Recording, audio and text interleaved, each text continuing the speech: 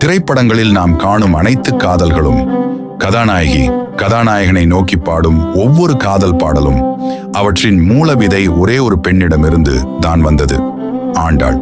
அவள் பாடியது பாசுரமா, பக்தியா, காதலா, அல்லது ஒரு தலைவனை நோக்கி உருகும் தலைவியின் இயக்கமா?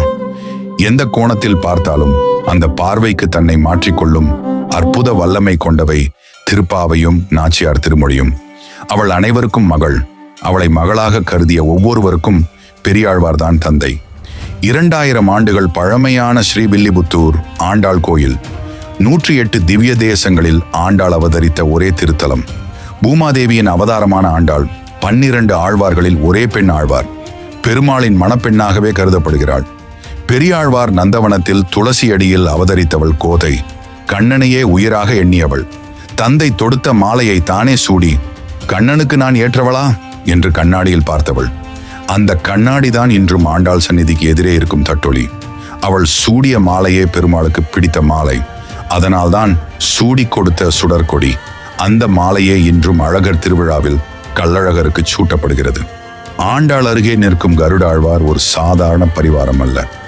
இந்த தலத்தில் கருடாழ்வார் மாமனார், மாப்பிள்ளை தோழன், சத்தியபாமா தொடர்பு கொண்டவர் என்று 3 பதவிகளில் இருக்கிறார்.